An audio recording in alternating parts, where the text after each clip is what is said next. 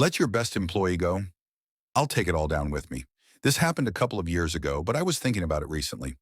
I work for a company doing their media design, graphic design, photography, live event AV, video editing, ECT. This company held big events, and over my years at the company, I was given more and more unrelated responsibilities until I was doing the jobs of at least 4 people.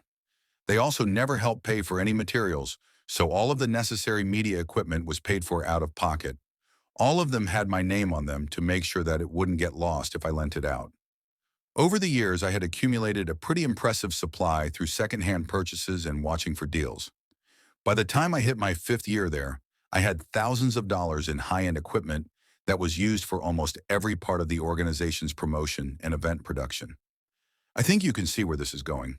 One day I was brought into my boss's office and told that they would be downsizing and had found someone fresh out of college with no real-life experience that will be taking over my job as well as a few others. I was completely caught off guard.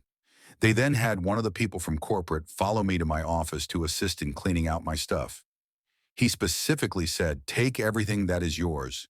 You won't be coming back." So that's what I did. They clearly expected the usual paper box full of some photos and a plant, but instead I had them hauling crate after crate of our media and event supplies to my car. I had a 2004 Ford Explorer at the time, and by the time I left it was filled to the brim. With every box that we took out to my car, my boss began to get more and more panicked. At one time he said, "You can only take things that are yours."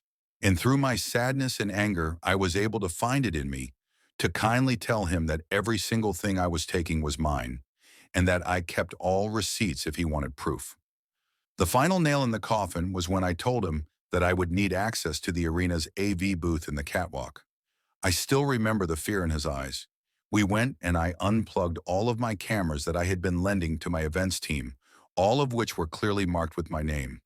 I felt like the Grinch just walking around and taking all the random things in the building that had my name on them.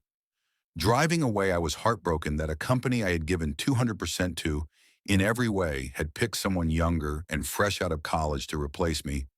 But I won't lie, the smugness of watching their face as I stripped the place bare was worth it. Looking back on it, that was the worst and most toxic job I've ever had.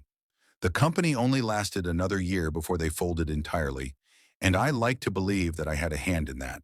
And to think, if they had just compensated me fairly and purchased the necessary things themselves, instead of forcing me to provide my team with things, they wouldn't have had to start from scratch.